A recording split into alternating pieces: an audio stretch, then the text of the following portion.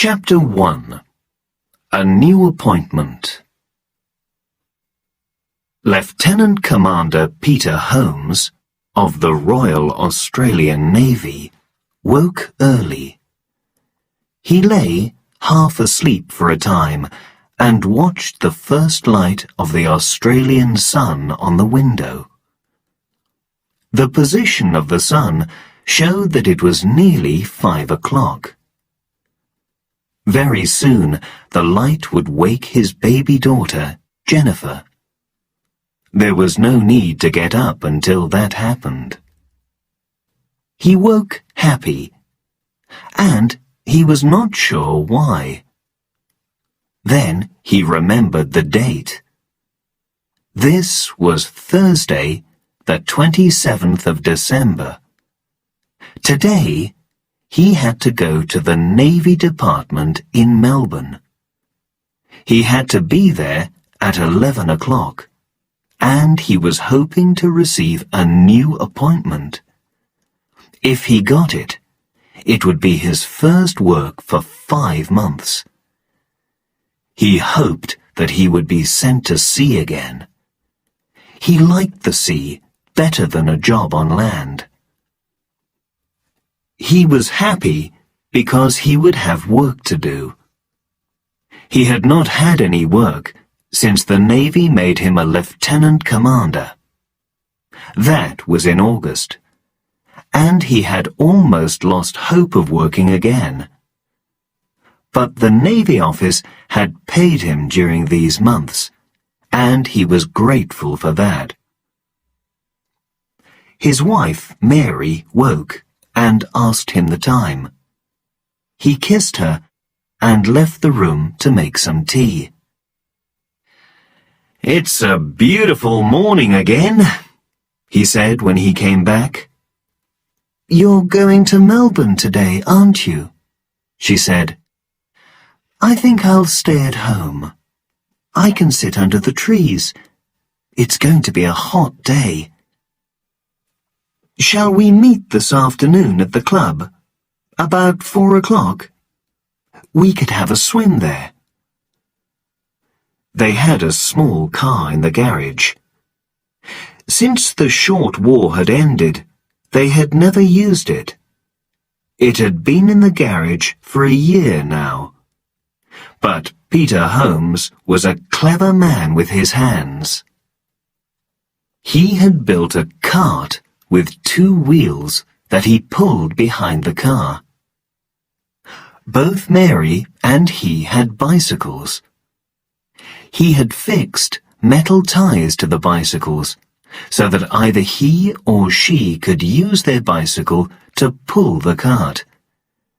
It could carry their daughter Jennifer or the shopping. Their main difficulty was the long hill up. "A swim at the club isn't a bad idea," he agreed. "I'll take my bicycle and leave it at the station." "Yes, take your bicycle. What train have you got to catch?" "The 9:05. He drank some tea and looked at his watch. "I'll go and get the milk as soon as I've drunk this." He dressed and went out. They lived on the ground floor of an old house. It stood on the hill above the town. In his share of the building, he had the garage and a good part of the garden. The car in the garage was a Morris. The Morris was his first car, and he had had it when he met Mary. He and Mary were married before the war. After the war started, he sailed away in the warship Anzac. They had expected that it would be a long war, but it did not last long. It quickly spread over the whole of the northern world, and there were a lot of explosions in different places. It died away with the last terrible explosion on the 37th day. At the end of the 3rd month, he had returned to Williamstown, and then to his wife Mary and his Morris car. The car had a little petrol in it. He bought some more and used it. But then Australians began to realize that all their oil came from the north. He pulled the cart onto the grass near the house. He fixed it to his bicycle and rode away. He had to go 6 kilometers to get the milk. There were not many cars in use now in Australia. There was no petrol. So milk was never brought to the houses. He or Mary always went for it and carried it home in the cart. There was not much traffic on the road. He passed something that had once been a car, but now the engine had gone, and the old car was pulled by a horse. He also passed 2 men on horses. He did not want a horse for himself. Horses were sometimes ill, and they cost a lot of money now. Some of them cost £1,000 or more. The farm in half an hour, and found the farmer immediately. "Good morning, Mr. Paul," said the lieutenant commander. "How are you today?" "Good," was the reply. The farmer filled his milk can. "How are you today? Is everything all right with you?" "Yes, thanks. I've got to go to Melbourne. I have an appointment at the Navy Department. I think they've got a job for me." "That'll be a good thing," the farmer said. "Yes. If I have to go away to sea, it'll be difficult, but Mary can come for the milk twice a week. She'll bring the money." The farmer said, "You don't have to worry about the money until you come back. I've got more milk than the pigs need, even in this dry weather. I threw some away last night. I should get some more pigs, perhaps, but I'm not sure about the future." He stood in silence for a moment. Then he spoke again. "Won't it be difficult for your wife? What will she do with Jennifer when she comes here?" "She'll bring Jennifer too, perhaps in the cart." "Not very easy, that." The farmer walked away and looked closely at the cart. "That's a good cart," he said. "I never saw a better one. You made it yourself, didn't you?" "That's right," said Peter. "Where did you get the wheels, if I may ask?" "They came off old bicycles. I got them in Elizabeth Street." "Could you find 2 for me?" "I could try," Peter said. "They're better than the little wheels. They're easier to pull, but there aren't many now." "I was telling my wife about wheels," the farmer said slowly. "If I had a little cart like that, it would be useful. I could make it like a chair for the wife, fix it behind the bicycle, and take her into Falmouth. She could go to the shops. It's very lonely for a woman in this place. It's not like before the war. She could take the car and reach the town in 20 minutes in those days. But now the horse and cart takes 3.5 hours there and 3.5 hours back. That's 7 hours for travelling alone. That's a very long time.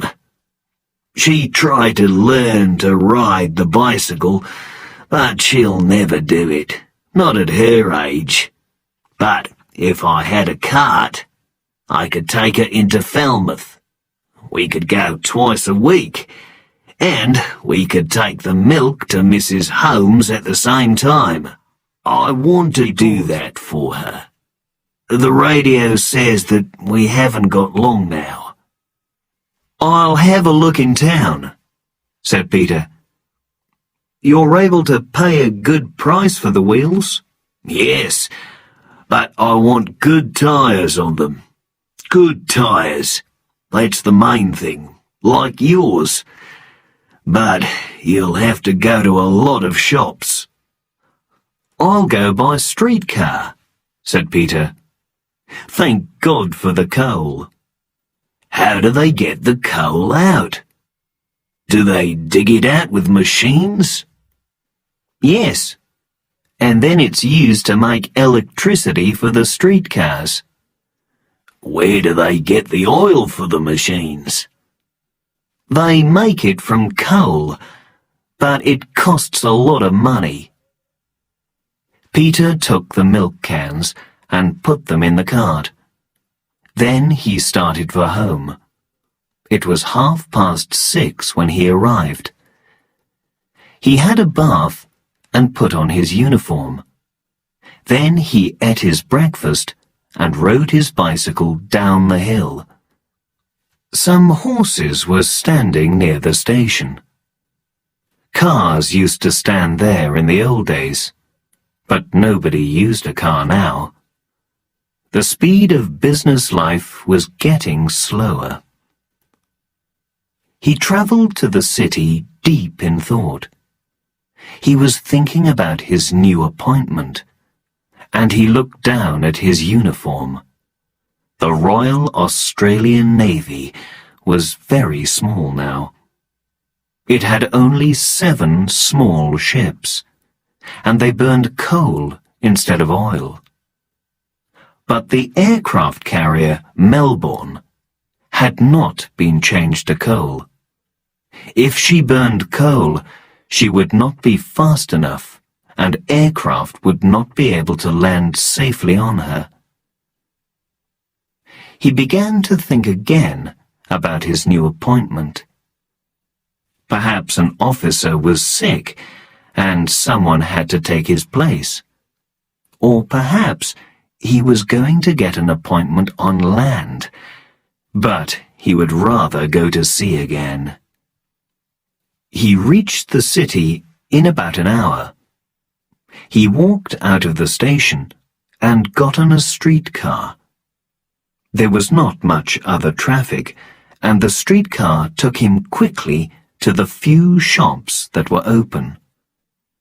He began to look for 2 light wheels in good condition. After he found them, he took a streetcar back to the Navy Department. He put the wheels down in one of the offices and spoke a word or two to a young officer that he knew. The officer left him and went into the Admiral's office. Peter looked anxiously down at his uniform and put his hat under his arm. The young officer soon returned. "The Admiral will see you now, sir," he said. Peter marched into the Admiral's office. He found the Admiral sitting at his desk. "Good morning, Lieutenant Commander," he said. "You may sit down." Peter sat down in the chair beside the desk. "You haven't had work for some time," the Admiral said. "That's correct, sir." "Well, I've got an appointment for you. An appointment at sea. I can't put you in one of our own ships. You're going to an American ship, USS Scorpion." He looked up at the younger man. "I understand that you've met Commander Towers." "Yes, sir." Peter had met the captain of Scorpion 2 or 3 times. The captain was about 35 and came from New England. When the war began, he had been in his submarine. Peter had read his report. Towers was at that time between Kiska and Midway, but he headed for Manila. His engines were driven by nuclear power, and he had travelled at full speed. On the fourth day, the submarine was north of Iwo Jima. Towers had put his periscope up to have a look over the sea, but he could not see much. The air seemed to be full of dust.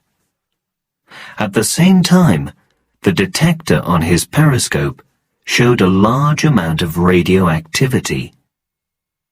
He tried to report this to Pearl Harbor, but he got no reply. The submarine continued, and the radioactivity grew greater near the Philippines. Next night, he sent a message to Dutch Harbor. He wanted the message to be sent on to his admiral, but he was told that many signals were not getting through. He got no reply. On the next night, he was unable to communicate with Dutch Harbor. He headed for Luzon. In the Balintang Channel, he found a lot of dust and radioactivity. On the seventh day, he was in Manila Bay, and he looked at the city. The detector showed less radioactivity, but it was still dangerous. He did not want to take the submarine up to the surface. He could see smoke above the city. He thought that there had been a nuclear explosion here, or more than one perhaps. He could see nothing moving on the beach. He went closer, but his submarine touched bottom in the main channel. Now he was sure that a nuclear explosion had changed the shape of the bottom of the sea. He rose from the bottom and started for the open sea. The coast was soon far away. That night, he failed to communicate with any radio station or ship. He had now been underwater for 8 days. The men did not seem to be ill, but some were anxious about their homes. Finally, he was able to communicate with an Australian radio station at Port Moresby. Conditions there seemed to be as usual. It seemed that the best course was to the south, so he turned towards Yap Island and reached it 3 days later. There, the radioactivity was low, and he came to the surface. He blew some clean air through his ship and let the men go out in groups. He was glad to find an American warship there. He crossed to the big ship in a boat. He put himself under the orders of the ship's captain, Captain Shaw.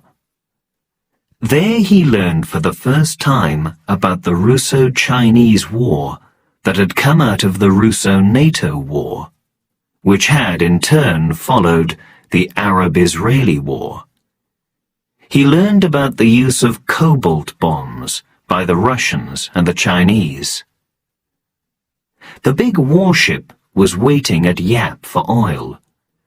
She had been there for a week, and she had heard no news from the United States for the last 5 days. The captain had enough oil to take his ship to Brisbane, but no more. Commander Towers stayed at Yap for 6 days. He hoped that no cobalt bombs would fall there. The news grew worse every day. They were unable to communicate with any radio station in the United States or Europe. But they were able to hear the news from Mexico City for 2 days, and the news was as bad as it could be. Then they heard nothing more from Mexico City. They could hear stations in Panama, Bogota, and Valparaiso. But these places had no communicate with a few ships of the United States Navy. Most of them, like themselves, had a little oil. The captain of the warship at the Yap ordered all US ships to go to Brisbane and put themselves under Australian command. 2 weeks later, he met them all there. 11 ships of the US Navy. Not one of them had any fuel, and there was little hope of getting any. That was a year ago, and they were still there. Towers could find nuclear fuel for USS Scorpion, but there was none ready when the submarine arrived, so they waited for some time at Williamstown. After the nuclear fuel was prepared, Scorpion was able to move. She sailed to Rio de Janeiro, carrying nuclear fuel for another US submarine. After that, Scorpion returned to Melbourne. All this was known to Peter Holmes, and it passed quickly through his mind. He sat in front of the Admiral's desk and thought about Commander Towers. The appointment that the Admiral offered him was a new one. There had been no Australian officer in Scorpion when the submarine had visited South America. He thought about Mary and his little daughter. "How long will this appointment last, sir?" he asked. "Perhaps a year," replied the Admiral. "This will probably be your last appointment, Holmes." "I know, sir. I'm very grateful for the opportunity. Will the ship be at sea long, sir? I'm married and we've got a baby. Things aren't easy at home, and there isn't much time now." The Admiral agreed. "We're all in the same position, of course. I shall not criticize you if you don't want to accept. But if you don't accept, I can't offer much hope of anything else. The ship will be ready on the 4th of the month. That's about a week from now. Then she will sail to Cairns, Port Moresby, and Port Darwin. She will report on conditions in those places. Then she will return to Williamstown. Commander Towers thinks that all this will take 11 days. After that, there may be a longer trip for her. It may last 2 months. Will there be any time between the 2 trips, sir? I expect so. Perhaps 2 weeks. And nothing after that? We know nothing at the present time. The officer sat in thought for a moment. He thought about his wife, the baby, and the milk they needed. It was summer weather, and nobody needed to cut wood for the fire. He could be home before the middle of April. That was before fires were needed in the house. Perhaps the farmer would help Mary if he was away longer. He had got the wheels for the farmer's cart, but if the electricity failed, or if the radioactivity spread south quickly, it was better not to think of that. Mary would be angry if he refused the appointment. She was an officer's daughter from Southsea, England. He had met her there when he was doing his sea time with the Royal Navy. He lifted his head. "I should be all right for those 2 trips, sir," he said. "Is it possible to decide later about anything else? It is difficult to make plans now." The Admiral agreed. "I can fix that, Holmes," he said. "I'll give you this job for 5 months, until the 31st of May. Report to me again when you get back from the 2nd trip, and we'll discuss the situation." "Very good, sir." "You'll report to Scorpion on Tuesday. That's New Year's Day. Wait outside my office for your letter to the captain. The submarine's at Williamstown with her mothership, Sydney. I know, sir. The Admiral stood up. Right, Lieutenant Commander. He held out his hand. I hope you'll enjoy your appointment. Peter Holmes shook hands. Thank you, sir, he said. He paused before leaving the room. Do you know if Commander Towers is on board today? He asked. Perhaps I could meet him and see the ship. I believe he's on board, said the Admiral. You can telephone to Sydney. An electric car is leaving from the main gate soon. 11:30. He'll be able to catch that. 20 minutes later, Peter Holmes was sitting by the driver of the electric car. It took him to Williamstown. The streets were empty, and the vehicle moved along at 30 kilometers an hour. At Williamstown, Holmes walked down to Sydney, an aircraft carrier. He went on board and down to the officers' living quarters. There were only about 12 officers there. The captain of Scorpion was one of them. He came forward, smiling. Glad to see that you could come down, Towers said. I hoped you wouldn't mind, sir. I'm joining the ship on Tuesday. I was at the Navy Department. Perhaps I could have a look around the ship. Of course, said the captain. Admiral Grimwade told me that you were joining us. I was glad to hear it. I'd like you to meet some of my officers. He turned to the others. This is my chief officer, Mr. Farrell, and this is my engineering officer, Mr. Lundgren. He smiled. We need some good engineers to look after our motors. Here are Mr. Benson, Mr. O'Doherty, and Mr. Hirsch. The captain turned back to Peter. Shall we have a drink before lunch, Commander? The Australian thanked him, and the captain rang a bell. How many officers do you have in Scorpion, sir? Peter asked. 11, if you include the chief officer. She's quite a big submarine, of course, and we carry 4 engineering officers. You must have a big living area. There's a crowd when we're all there together, but that doesn't happen very often in a submarine. We've got a bed for you, Commander. They had lunch in Sydney, and then they went down into Scorpion. She was the biggest submarine that Peter Holmes had ever seen. Her engines used nuclear power. In addition to her 11 officers, she carried about 70 other men. Peter spent about an hour in the engine room with the engineering officer, Lieutenant Commander Lundgren. He had never served in a ship with nuclear power, so some of the equipment was new to him.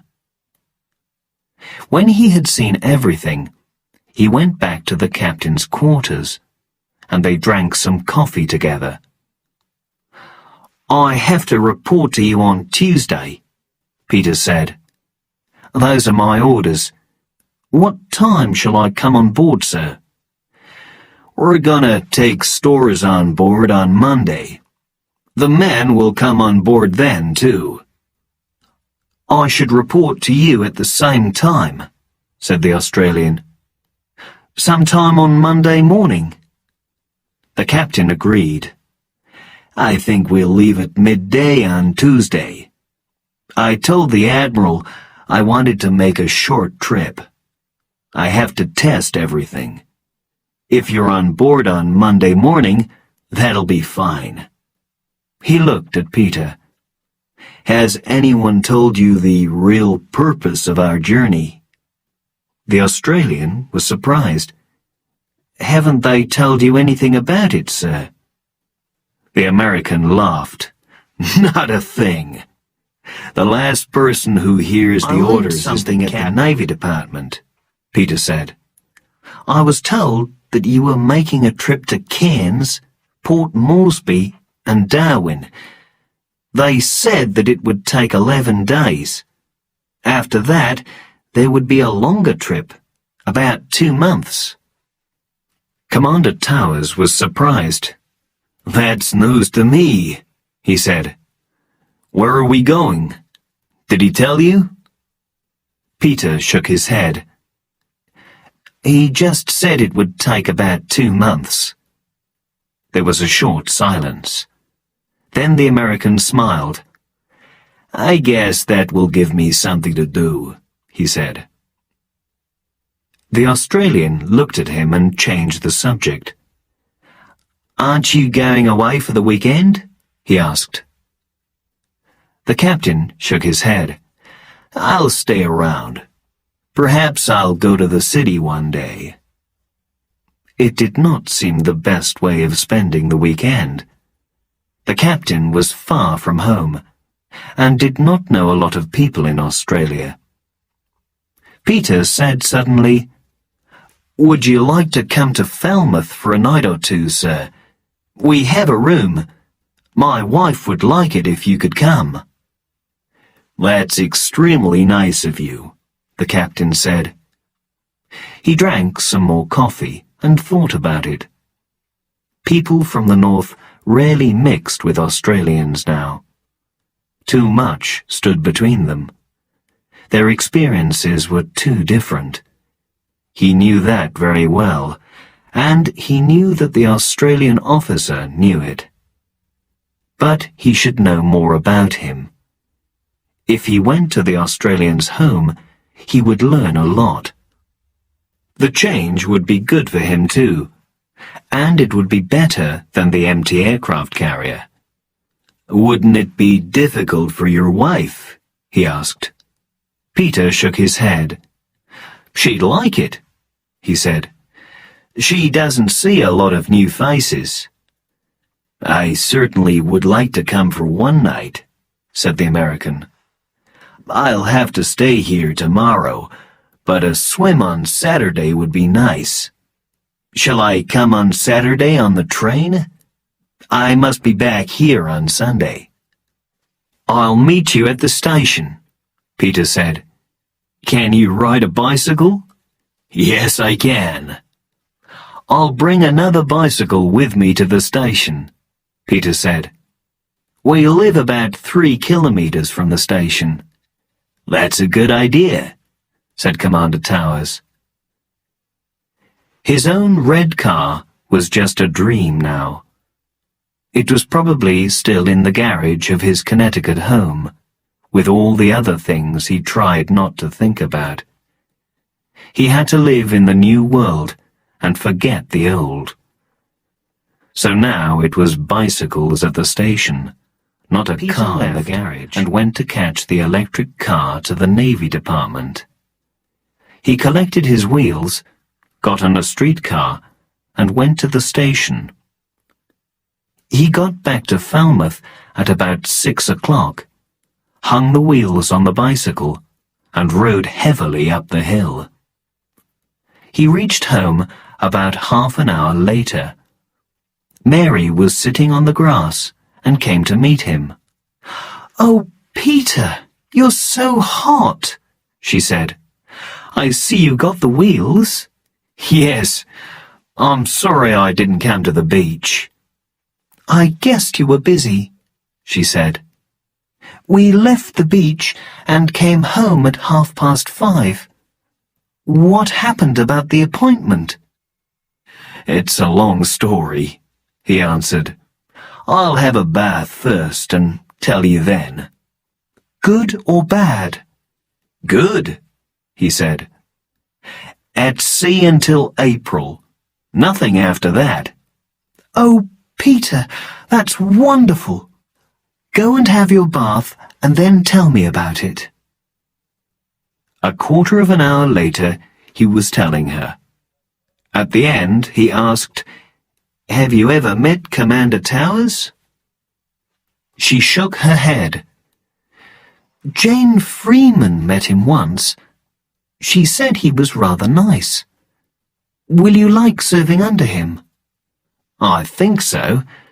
He's very clever. It's going to be strange at first in an American ship. But I like him. I've asked him to stay here. She looked at him in surprise. Oh, Peter! He won't like it. It's always too sad for the people from the north. They come into Australian homes and think of their own. He'll be all right. He's older than most of them. How long will he stay? Only one night. He has to be back in Scorpion on Sunday. If it's only one night, it shouldn't be too bad, she said. We'll have to find him plenty to do. We must keep him busy. What does he like? Swimming, he told her. He wants to have a swim. Does he like sailing? There's a race on Saturday. I didn't ask him. We could take him to the cinema. It might be about America, he said. Pictures of America in the old days. Oh, she cried. That would be terrible. Was he married? I don't know. She thought for a moment. I think he was. Perhaps Moira Davidson would come. If she isn't drunk, he said. She drinks too much. She's not like that all the time, his wife replied. If she comes, she'll make him laugh. It's not a bad idea, he said. I could tell Moira about him. I could explain about the cinema. They don't need to go there. Mary telephoned Moira Davidson that evening. She told her about the American. Can you come and help us, dear? Keep him busy? Moira was not sure. What kind of man is he? She asked. Will he start to cry and tell me all about his wife? Will he say I'm just like her? Some of them do that. I've never met him, said Mary uncertainly. I'll ask Peter. She soon came back to the telephone. Peter says the American will beat you. He'll get drunk and hit you until you're black and blue. That's better, said Miss Davidson. All right. I'll come over on Saturday morning. On Saturday morning, Peter Holmes rode down to Falmouth. He met Moira Davidson there. She arrived in a small cart with 4 wheels pulled by a horse. She had straight hair and a white face, and was wearing bright red trousers and a bright red shirt. Morning, Peter, she said. Where's your friend? He'll be on the next train, he said. What time did you leave home? She had driven 30 kilometres to Falmouth. 8 o'clock, she said. Terrible. Have you had breakfast? Yes, thanks, she answered. They walked to the station. What time did you get to bed? Peter asked. About 2:30. How do you do it? He said. I couldn't do it. I can, she said. I can go on as long as I must. That's not long now, is it? Why should I spend time sleeping? She laughed rather loudly. It doesn't make sense. He did not reply because she was quite right. They waited together until the train came in. They met Commander Towers, who was not in uniform. Peter Holmes introduced him, and the American remembered the bicycle. I haven't ridden a bicycle in years, he said. I'll fall off." "We've got something better for you than that," said Peter.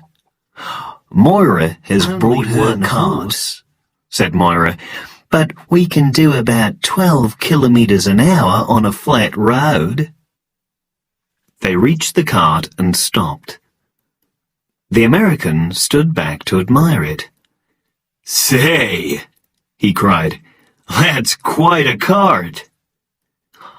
"I've got my bicycle here," Peter said. "I'll ride it up the hill and meet you at the house." Commander Towers climbed into the cart, and Moira got up beside him. "I want a drink," she said. "Peter's a dear, and Mary too, but they don't drink enough." Towers was very surprised. He had not met a girl like this for a long time. "I'll go along with you," he said. "I need a drink." "Then that makes two of us," she noted. She drove the cart badly.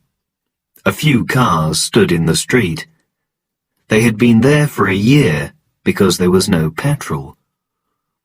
She stopped at a hotel, and they went in. "What can I order for you?" Towers asked. "Something strong. A large one with a lot of ice." He watched her while she drank. "You drink quite a lot, don't you?" he said. "They tell me so. What's your name?" "Dwight," he told her. "Dwight Lionel." "Dwight Lionel Towers," she repeated. "I'm Moira Davidson. You're the captain of the submarine, aren't you?" "That's right." She finished her drink, and he bought her another. "How do you spend your time?" she asked. "Fishing, generally," he said. He remembered a holiday long ago with his wife, but he put the thought away. One must forget the past. "I swim, too. I like going to the beach." "There's a sailing race this afternoon," she said. "We can sail Peter's boat. Do you like sailing?" "I'll say I do," he replied. "But come along. The Holmeses will be waiting." They went to the cart and got in. The horse ran off as soon as they were in it. Towers was a little surprised. How could anyone drive so badly? They reached the house, and Peter and Mary came out to meet them. "I'm sorry we're late, Mary," Moira said calmly. "I couldn't get Commander Towers away from his drink." "We've had quite a ride," the submarine commander said. He got down and was introduced to Mary. Then he looked after the horse, which was very hot. That afternoon, Mary stayed at home, and the others rode bicycles to the sailing club. They got the boat out, and Moira and Towers sailed it to the starting line. Peter watched the race from the beach at the club. Towers had never sailed a boat of this kind before, but he was quick to learn. Then, at one point, the wind blew hard and turned the boat over. With some difficulty, they turned her back over and climbed in again. They completed the course in second-to-last position. After they had left the boat, the three of them had a swim. The American looked round at the blue water and the bright beach. "This is a good place here," he said quietly. "It's a nice little club." "That's because they aren't too serious about anything," said Peter. "A few people are coming for drinks this evening. We can have some dinner at the hotel first. That'll help Mary. Perhaps we should dress now." "Never be serious about anything," Moira said. "When do we start drinking again?" They dressed and rode home on their bicycles. Moira talked a lot. She was hoping to help Towers forget the past. She went off with Peter to catch the horse. "How am I doing?" she asked. He laughed. "You're doing all right," he answered. They went to the hotel in the cart and had some dinner. Then they drove back up the hill and left the horse in the field. People soon began to arrive for the party, and the submarine commander enjoyed himself. When the guests left, they rode away on bicycles. "Nice party," said Towers. "Really nice people." They sat in the garden. The fresh air was good after the hot rooms. Moira demanded a large, strong drink and a lot of ice, and Towers brought it. "You should go to bed earlier," he said. "Why? What's the use of anything now? I never go to bed early." He did not try to answer that. "Where are you going in your submarine?" she asked. "People are saying we're going to Port Moresby." "Is anyone alive there still? I thought it was a dead place." "I believe it is. They haven't had any radio communication from there for a long time." "You can't go on land if it's dead, can you?" "No," he said, "but somebody has to go and look sometime. We won't get out of the ship if there's a lot of radiation. I won't even come to the surface." He paused, and there was silence. "Should go and see a lot of places," he went on. "Some radio signals are still coming from a place near Seattle. The signals don't make any sense. They're just letters. Sometimes there is nothing for 2 weeks, and then some more signals come. Perhaps somebody's alive up there, but he doesn't know how to send messages. Somebody should go and see." "Could anybody be alive up there? Is it possible?" "I don't think so. It's just possible, of course. He could be in a closed room. All his food and water could be in there with him, stored in the room. But it isn't really possible." "Is it true that Cairns is dead, Dwight?" "I think so. Cairns and Darwin. Perhaps we'll have to go and see those too. Perhaps Peter is coming with us because he knows those waters." "Somebody was saying that they've got radiation sickness in Townsville now. Do you think that's right?" "I don't really know," said Towers. "I hadn't heard it, but it might be right. It's south of Cairns." "Is the sickness going to spread down here until it gets us?" "They say so." "Nobody ever dropped a bomb in this part of the world," she said angrily. "Why must it come to us? Can't anything be done to stop it?" He shook his head. "Not a thing. It's the wind. You can't escape from the wind. You just can't. You have to do your best, but you can't escape." "I don't understand it," she said. "People were saying once that the wind didn't blow from the north, so we should be safe." "We'll never be safe," he said quietly. "If the wind didn't blow it down here, the radiation would come in other ways. It's in the dust. There's already more here than there used to be." "That doesn't seem to hurt us," she said. There was a silence. "Why is it taking so long, Dwight?" she asked. "Why doesn't the wind blow the dust here now?" The winds blow round the earth in the north, he explained. They usually blow towards the west and the east. They do the same in the south. They go round and round.